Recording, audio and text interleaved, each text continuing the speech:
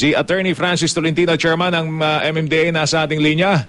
Chairman, magandang umaga. Si Joel Subel, live ka sa DCWB GMA News TV. Magandang umaga po, Joel, at magandang umaga sa inyo mga tagapakinig. Magsasampa daw ng reklamo itong, ano bang pangalan ito, Ramon Palma, yung tanod ng Guadalupe Nuevo, at susuportahan daw yan ng kanyang chairman na si Rodolfo Sese. Ano ba talaga nangyari, Chairman, doon sa insidente kahapon? Opo. Si Mr. Palma po, kinasuhan na rin po ng mga ibang tauhan namin kahapon pa. Okay. Nauna na siyang sinampahan. Ganito po yan, Joel. Alam niyo po, itong problema sa Guadalupe, yung traffic dyan, kahit kasino po ang tanongin, bunga po ng mga ibang sasakyan na bumababa po doon sa EDSA na wala pong prangkisa. Opo. Na po yan, dekada na po siguro po yan. Pero may karsada po doon sa pagitan ng ABC Cinema nung araw at doon sa may palengke na pwede nilang babaan. Yan yung sa may likod ng Guadalupe. Likod po. Yun po yung ating pinatutupad ngayon. 6 to 9 ng umaga, sa rush hour lang. At 5 to 8 sa hapon, rush hour din po. Nang sa ganun po, maibsan yung pagpukod ng traffic hanggang Magallanes na yan. So hindi sila totally tinatanggal naman sa EDSA, yung mga rush hour? Hindi po, yun lang rush hour, pero pwede rin yung buo na yan. Kaya lang, meron mga ilang tao na nibago po, ito po yung mga, siguro, protector ng mga illegal terminal doon, mga kulong, mga illegal barkers, kasi yung lugar pong yan, pugad po yan. Minsan, maraming mga hamog boys dyan. Tama. Andyan po yung mga nagtatagong snatcher.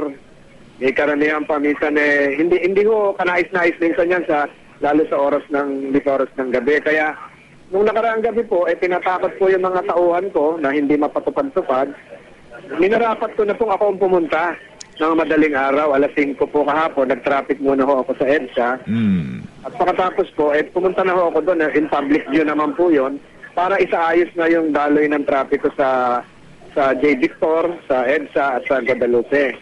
Subalit yung mga taong nananakot nung nakaraang gabi, kasama na nga itong Ramon Palma, nandun po sa harapan ko at may hawak na tubo.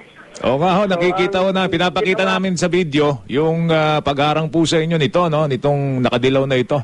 Opo, yung hindi ko akalain tubo yun kasi nakabalot ng itim, akala ko kahoy lang. Oo. Yung pala tinaypa ng black tape yung tubo. So, dinisermahan ko po siya.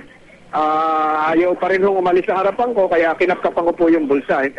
Ang ginamit ko po pangkapkap ng bulsa, yun na rin tubo kasi yung kanang kamay ko po, kagagaling ko lang sa, naghihil pa itong buto ko Napilayan po ako. So, yun po yung nangyari. So, hindi po siya sinaktan. Pumunta po ron ako para ipatupad po yung regulasyon na maibsan yung trapiko sa EDSA. Paalisin po yung mga jeep na walang prangkisa doon sa bumababa sa EDSA. At ito po bago ginawa, nakipag-usap naman sa mga barangay official. At pagkatapos nga ako kahapon, yung MAPSA ng Makati, kapulisan, at maging yung barangay captain, nagpunta ko sa MMDA. At napagkasundoan nilang ipatupad na. Nagtaka nga lang po ako, pagkagaling po daw sa opisina, na nilabas yung CCTV tape na sinaktan ko na hindi naman po totoo. Kaya, ang sinasabi ko po, Joel, kaya ko po ginawa yun dahil ang napupuna ko, pag hindi napapatupad ng mga tao ko yung mga alit ng tunin, lalong-lalo na pag may operation, ako na po yung nangunguna sa field operation. Tinatawag ko po itong street clearing operation. Marami pa akong ginagawa. Ngayon po, habang nag-uusap tayo, kiniklear po natin ang illegal terminal ng Pasay Top Rotonda. Ngayon? Ngayon po, as ito, kung hindi po ito magkakatapos din, mapipilitan din pong pumunta na rin ako ngayon doon. At sigurado po, makakaharap ko po doon, mga illegal terminal operators, lahat na po siguro ng protector ng ilang hindi magandang o nais na gawain doon. Actually, so, Chairman, katulong po ang kapulisan at ang local government ng Pasay, ginagawa po namin ngayon as we speak. So marami po ito. Sa Cubao, papasok din po tayo. Pero ang mensahe ko lang po, ako po operations man Mas gusto ko pong nasa kalye po ako. Kaya yun naman alam ko rin po na pag yung gano'n ng environment, hindi naman friendly yun. Tama. Maaaring hostile po yun o unfriendly nga at may aggression ng konti, lalo sa kabilang panig na masasaktan. At handa rin naman po akong harapin yun. At subalit hindi naman ako papayag na mapalo ako ng tubo. Kaya yung ginawa ko hapon po, normal lang po reaction yun. Actually, Chairman, doon sa mga nakapanood doon ng video, mukhang mabait pa nga kayo Actually, mas mukha daw mas mabait pa kayo.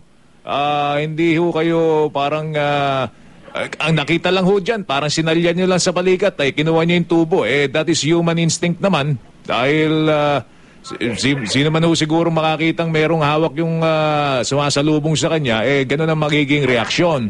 Kaya ako po naisalya kasi yung isang kamay niya ho sa likod, hindi pa niya ho binababa. Hindi ko ho alam kung may hawak pa ho siya dahil magkaharap kami.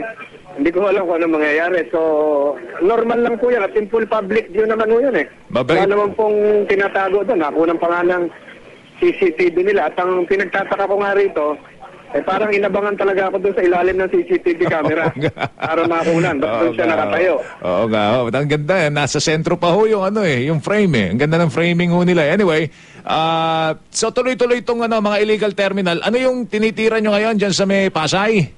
Dito po sa mga illegal terminal sa Pasay, Top Rotonda hanggang Malibay. Ongoing po ito ngayon at hopefully wala naman po sigurong promotion dito. Pero natural lang po magkaroon ng tension eh. Oo. Natural lang po yan sa ginagawa natin. Lalong-lalo na po bukas, tayo po yung haharap sa transport strike.